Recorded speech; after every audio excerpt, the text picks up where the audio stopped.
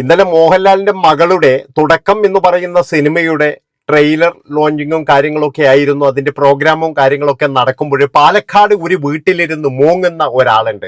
വേറെ ആരുമല്ല, അണ്ണായിന്ന് കൂടെ വിളിച്ച് നടന്നതല്ലേ. അതുപോലെ തന്നെ എന്ന് പറഞ്ഞ അണ്ണന്റെ കുടുംബത്തിന് സ്വന്തം കുടുംബത്തെ പോലെ കയ്യിലിട്ട് അമ്മാനമാടിയതല്ലേ.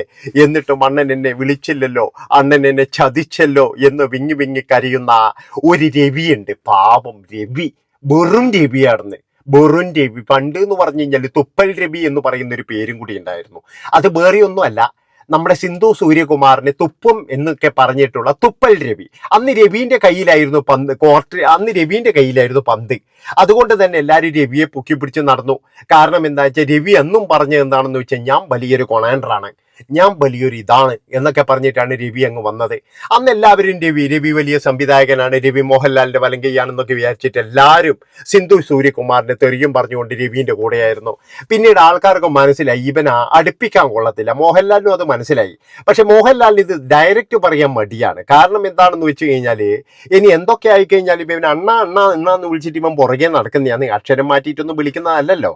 ഏതായാലും അതുകൊണ്ട് തന്നെ മോഹൻലാൽ ഇവനെ അങ്ങനെ അടുപ്പിച്ചില്ലെങ്കിലും അങ്ങനെ ഒഴിവാക്കിയിട്ടുമില്ല. പക്ഷെ കുറെ നാൾ കഴിഞ്ഞപ്പോഴേ ഇവൻ സ്വഭാവം മൊത്തം പുറത്തെടുത്തു. അതെന്താണെന്ന് വെച്ച് കഴിഞ്ഞാല് എമ്പുരാൻ എന്ന് പറയുന്ന സിനിമ ഇറങ്ങി.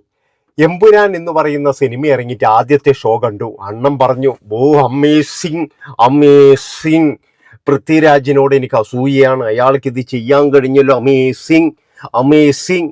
ഒരുമാതിരി എന്ന് പറഞ്ഞു കഴിഞ്ഞാൽ ഭയങ്കരമായിട്ടുള്ള ഒരു റിവ്യൂ ഒക്കെ പറഞ്ഞ് അങ്ങനെ ആശാൻ വെളിയിൽ വന്നതിന് ശേഷം എന്ന് പറഞ്ഞു കഴിഞ്ഞാൽ ഒരു ഉച്ചയോട് കൂടിയിട്ട് തിരിച്ചുപോയ പത്രക്കാർ എല്ലാവരെയും വിളിച്ചിട്ട് പറഞ്ഞു, ഇത് നല്ല സിനിമയല്ല, ഇത് നമ്മുടെ രാജ്യത്തിനെതിരെയാണ്, നമ്മുടെ സർക്കാരിനെതിരെയാണെന്നൊക്കെ പറഞ്ഞിട്ട് പിന്നീട് അങ്ങോട്ട് എന്ന് പറഞ്ഞാൽ നമ്മൾ രവിയാട്ടം പിന്നീട് അങ്ങോട്ട് ഒരു കാച്ചങ്ങ് കാച്ചിയപ്പോഴേ ആ സിനിമ ശരിക്കും പറഞ്ഞു കഴിഞ്ഞാൽ നല്ല രീതിയിൽ ആ സിനിമയെ ബാധിച്ചു, ആ സിനിമയുടെ കളക്ഷനെ ബാധിച്ചു, ആ സിനിമ എട്ടുനിലയിൽ പൊട്ടുകയും ചെയ്തു.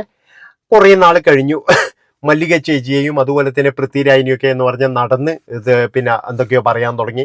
അപ്പോഴും മോഹൻലാലിനെ ഞാനൊന്നും പറയുന്നില്ലേ, മോഹൻലാൽ ആന്റണി പെരുമ്പാവൂർ എൻ്റെ ഇതാണ്, മോഹൻലാലിനെ ഞാനൊന്നും പറയുന്നില്ലേ എന്നാണ് രവിയേട്ടൻ പറയുന്നത്. കുറേ നാളങ്ങനെ കഴിഞ്ഞു. അങ്ങനെ മോഹൻലാലിൻ്റെ ഒരു ഡേറ്റ് ആശാന് വേണം, അതിനു വേണ്ടിയിട്ട് ഇങ്ങനെ നടക്കുകയാണ്. ആ നടത്തത്തിനൊടുവിൽ മോഹൻലാലിനോട് പറഞ്ഞ് എനിക്ക് ആ ഡേറ്റ് ഒന്ന് തന്നില്ലെങ്കിലും മോഹൻലാൽ ഒരു ആർട്ട് വെച്ച് കൊടുത്തു, പോഹാ അവിടെ നിന്ന് പറഞ്ഞ് അവിടുന്ന്. കാരണം എന്താണെന്ന് വെച്ചാൽ ഇനി നിന്റെ സിനിമയും വേണ്ട, നിന്റെ സിനിമയിൽ അഭിനയിക്കത്തുമില്ല.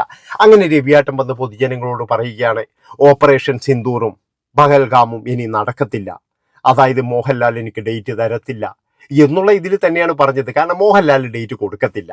അതിനിടയിൽ ഇയാൾ മോഹൻലാലിനെ കൊണ്ട് വേറൊരു പണിയും കൂടി കാണിച്ചു. കാരണം എന്താണെന്ന് വെച്ച് കഴിഞ്ഞാൽ ആ ഒരു പിന്നെ വയനാട്ടിൽ ദുരന്തമുണ്ടായപ്പോൾ ഇങ്ങേര് കൊണ്ടുപോയിട്ട് മോഹൻലാലിനെ കൊണ്ട് അവിടെ നിർത്തുകയും ഇങ്ങേര് എന്നിട്ടൊരു സെൽഫിക്ക് പോസ് ചെയ്യുകയും ചെയ്തപ്പോൾ അത് മോഹൻലാലിന് ജീവിതത്തിൽ തന്നെ എന്ന് പറഞ്ഞു കഴിഞ്ഞാൽ അതൊരു വലിയ തെറ്റ് തന്നെയാണ് മോഹൻലാൽ അന്ന് ചെയ്തത് എന്നുള്ള തരത്തിലാണ് വന്നത്. പക്ഷെ അതിൻ്റെയൊക്കെ പിന്നിൽ എന്ന് പറഞ്ഞു കഴിഞ്ഞാൽ നമ്മുടെ രവിയേട്ടനായിരുന്നു. അങ്ങനെ രവിയേട്ടന്റെ ഈ പിന്നെ എന്താ പറയുക പല്ലുകൊഴിഞ്ഞ സിംഹമാണ് ഇപ്പോഴും രവിയേട്ടൻ. കാരണം എന്താണെന്ന് വെച്ച് കഴിഞ്ഞാൽ ഒരു സിനിമ പോലും കീർത്തി ചക്രയ്ക്ക് ശേഷം ഒരു സിനിമ പോലും അദ്ദേഹത്തിന് വിജയിപ്പിക്കാൻ കഴിഞ്ഞിട്ടില്ല. ഉള്ള കാര്യം എന്താ പറയുന്നതിന്, എങ്ങനെയോ ചക്ക വീണ് മൊയലി എത്തു എന്ന് പറയുന്നത് പോലെ കീർത്തി ചക്ര എങ്ങനെയോ വിജയിച്ചു. അത് കഴിഞ്ഞതിന് ശേഷം അയാൾക്ക് ഒരു സിനിമ പോലും വിജയിപ്പിക്കാൻ കഴിഞ്ഞിട്ടില്ല. അങ്ങനെ ഇരിക്കുന്ന രവിയേട്ടനാണ് പിന്നീട് പല വിവാദങ്ങളും ഉണ്ടായി. അതുമാത്രവുമല്ല പല ചാഞ്ചാട്ടങ്ങളും നടത്തി. പിന്നെ എന്ന് പറഞ്ഞു കഴിഞ്ഞാൽ രവിയേട്ടൻ്റെ കുറേ വിടുവായിത്തരങ്ങൾ, ബിഗ് ബോസിൽ ഒരുത്തനൊരു നുണ പറഞ്ഞു എന്ന് പറഞ്ഞിട്ട് അതിൻ്റെ പുറകിൽ കയറിയിട്ട് ന്യൂസ് ചാനലിൽ വരെ സംസാരിച്ചത്. അങ്ങനെയുള്ള രവിയേട്ടനെ പിന്നീട് ജനങ്ങൾ മനസ്സിലാക്കാൻ തുടങ്ങി. കാരണം ഇവനൊരു വെറും രവിയല്ല, ഇത് കണാരൻ രവിയാണോ എന്നുള്ളൊരു സംശയം വരെ വരാൻ തുടങ്ങി. നമ്മുടെ കണാരാട്ടിനെ അറിയില്ലേ, ഹരീഷ് കണാരന്റെ വേഷം കിട്ടുന്നൊരു കണാരാട്ടനുണ്ടല്ലോ, എല്ലേലും എന്ന് പറഞ്ഞു കഴിഞ്ഞാൽ ഒറ്റ തള്ളു, അങ്ങനെ തള്ളുന്ന ഒരാളാണോ എന്ന് മനസ്സിലാക്കാൻ തുടങ്ങി. പിന്നീട് രവിയേട്ടനെ എന്ന് പറഞ്ഞു കഴിഞ്ഞാൽ ഇപ്പോൾ എല്ലാവർക്കും എന്ന് പറഞ്ഞു കഴിഞ്ഞാൽ ഇപ്പോൾ രവിയേട്ടനെ എല്ലാവരും കാണുന്ന ഒരു കോമാളി ഇതാണ്. കാരണം വേറെ ഒന്നുമല്ല, മായ എന്ന് പറയുന്ന മോഹൻലാലിന്റെ മകള്, ആ കുട്ടി ഒരു നല്ല രീതിയിൽ അവരുടെ ആ ഒരു രാഷ്ട്രീയമായിട്ടുള്ള അല്ലെങ്കിൽ അവർക്ക് മനസ്സിൽ തോന്നുന്ന 32 വയസ്സുള്ള മായ എന്ന് പറയുന്ന ആ ഒരു വിസ്മയ, ഇപ്പൊ തുടക്കം എന്ന് പറയുന്ന സിനിമയിലൂടെ അരങ്ങേറുന്ന ആ ഒരു കുട്ടി എന്തോ പറഞ്ഞപ്പോഴേ രവിയേട്ടൻ പറഞ്ഞു അവൾ വെറും പൊട്ടിയാണ്, അതിനൊന്നും അറിയില്ല, വിയറ്റ്നാമിൽ എവിടെയോ പോയിട്ട് പഠിച്ചു, ഇവിടെ വെറുതെയെങ്കിലും ഇതിൻ്റെ അകത്ത് കിടന്ന് പറഞ്ഞപ്പോഴേ ആ പട്ടിയൊക്കെ തല്ലുന്നത് കണ്ടു കഴിഞ്ഞാൽ തന്നെ അവൾ അവിടുന്ന് കരിയും, അങ്ങനെയാണ് അതുകൊണ്ട് പറഞ്ഞു പോയതാന്ന് പറഞ്ഞപ്പോഴേ മോഹൻലാലിന്റെ മകള് തന്നെ പറഞ്ഞു എൻ്റെ അഭിപ്രായം തന്നെയാണ് ഞാൻ പറഞ്ഞത്, അല്ലാതെ എന്ന് പറഞ്ഞു കഴിഞ്ഞാൽ വേറെ ആരുടെ അഭിപ്രായമൊന്നും അല്ല ഞാൻ പറഞ്ഞത്, എൻ്റെ സ്വന്തമായ അഭിപ്രായമാണ് ഞാൻ പറഞ്ഞത്. വേറെ ആൾ അഭിപ്രായം അങ്ങനെ പറയേണ്ട ആവശ്യമൊന്നും എനിക്കില്ല. എനിക്ക് കൃത്യമായിട്ട് രാഷ്ട്രീയ ബോധമുണ്ട്, ഇവിടെ എന്താ നടക്കുന്നതെന്നുള്ള ബോധമുണ്ട് എന്നൊക്കെ പറഞ്ഞ് കൃത്യമായിട്ട് അങ്ങ് മറുപടി കൊടുത്തപ്പോഴും നമ്മുടെ രവിയേട്ടൻ്റെ അടപ്പ് ശരിക്കും പറഞ്ഞു കഴിഞ്ഞാൽ തള്ളിപ്പോയായിരുന്നു. ഞാൻ പറഞ്ഞല്ലോ, രവിയേട്ടന് ശരിക്കും പറഞ്ഞു കഴിഞ്ഞാൽ ഈ ഒരു പ്രസ്ഥാനം അല്ലെങ്കിൽ അയാളുടെ രാഷ്ട്രീയം കൊണ്ട് അയാൾക്ക് ഏറ്റവും വലിയൊരു നാശമാണ് ഇപ്പോഴും ഉണ്ടായിക്കൊണ്ടിരിക്കുന്നതാണെന്ന്. കാരണം വേറെ ഒന്നുമല്ല, അതായത് ഈ രവിയേട്ടന് വല്ല ആവശ്യമുണ്ടോ? മോഹൻലാലിന്റെ മകൾ എന്തെങ്കിലും പറയുന്നുണ്ടെങ്കിൽ മോഹൻലാൽ ഏറ്റുപിടിച്ചോളൂലേ അത്?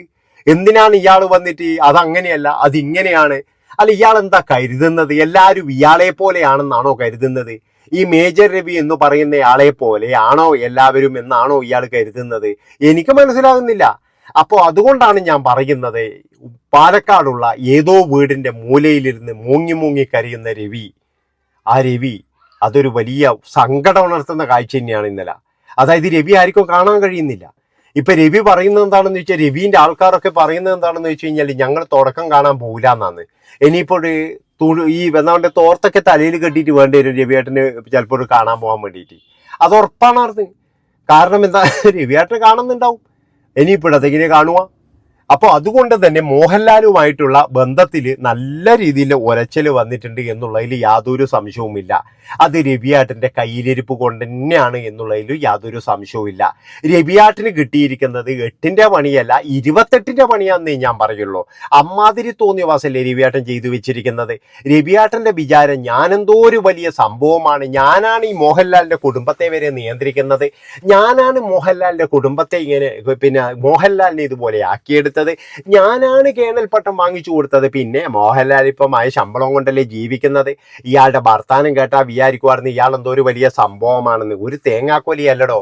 അതായത് ഈ മേജർ എന്ന് പറയുന്ന പേരും വെച്ചിട്ട് ഇങ്ങനെ പല സിനിമാക്കാരുടെ ഒരു സീറ്റ് ഒപ്പിച്ചിട്ടുണ്ട്, അതില്ല എന്നൊന്നും പറയുന്നില്ല. പിന്നെ ഏതോ ഒരുത്തൻ്റെ കഥയാ, ഇനി അയാൾ തന്നെയാണെന്നോന്നറിയില്ല, ഏതായാലും ചക്ക വീണ് മൊയില് എത്ത പോലെ ഒരു കഥയും ഇയാൾ ഇങ്ങനെയിലൂടി സിനിമയാക്കി വെച്ചിട്ടുണ്ട്. അതെനിക്ക് തോന്നുന്നത് എന്താണെന്ന് വെച്ച് കഴിഞ്ഞാൽ അസോസിയേറ്റും കാര്യങ്ങളൊക്കെ ആയിരിക്കും സംവിധാനം ചെയ്തത്.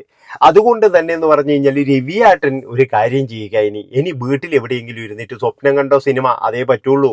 അല്ലാതെ രവിയേട്ടാ നിങ്ങൾക്കൊന്നും എന്ന് പറഞ്ഞു കഴിഞ്ഞാൽ ഒരു തരത്തിലെന്ന് പറഞ്ഞു കഴിഞ്ഞാൽ അവരൊന്നും ഡേറ്റ് തരാൻ പോകുന്നില്ല. കാരണം എന്താ വെച്ചാൽ നിങ്ങളുടെയൊക്കെ സ്വഭാവം അതാണ്. ഈ സ്വഭാവം കൊണ്ട് പോയി കഴിഞ്ഞാൽ ആരോടോ ഡേറ്റ് തരിക, അത് പറയാറുണ്ട്. അപ്പോ രവി എന്ന് പറയുന്ന ഒരു വ്യക്തി ഇതോട് കൂടിയിട്ട് തീർന്നു എന്നാണ് എനിക്ക് പറയാനുള്ളത്. മോഹൻലാലിന്റെ കുടുംബോ എന്ത് തീരുമാനിക്കുന്നതെന്ന് അവരുടെ കുടുംബത്തിൽ ചർച്ച ചെയ്തോളും. ഇപ്പൊ മോഹൻലാലിന്റെ മകൾ എന്തെങ്കിലും പറഞ്ഞിട്ടുണ്ടെങ്കിൽ അത് മോഹൻലാലിന്റെ മകൾക്കറിയാം അതെങ്ങനെ പറയണമെന്ന്. അല്ലാതെ എന്ന് പറഞ്ഞു കഴിഞ്ഞാൽ അയ്യോ മോഹൻലാൽ അണ്ണന്റെ മോൾ അങ്ങനെ പറയത്തില്ല, ഇയാൾ ആരിത് പറയാൻ വേണ്ടിയിട്ട്? ഇയാൾക്ക് സ്വന്തം വീട്ടിലെ കാര്യം നോക്കിയാൽ പോരെ? മറ്റുള്ളവരെ കുട്ടികളെ പോയിട്ട് കാര്യങ്ങൾ നോക്കിയിട്ടുണ്ടെങ്കിൽ അവരുടെ അടുത്ത് ഓടിക്കത്തില്ലായിരുന്നു? എല്ലാവരുടെയും അഭിപ്രായങ്ങൾ പറയുന്ന ആളോട് മുഴുവൻ എന്ന് പറഞ്ഞിട്ട് ബായി അടുപ്പിക്കുക, മോഹൻലാലിന്റെ അടക്കം ബായി അടുപ്പിക്കുക. അങ്ങനെ രവിയേട്ടൻ എന്ന് പറയുന്ന ഒരു വ്യക്തി തീർന്നു. Bye bye.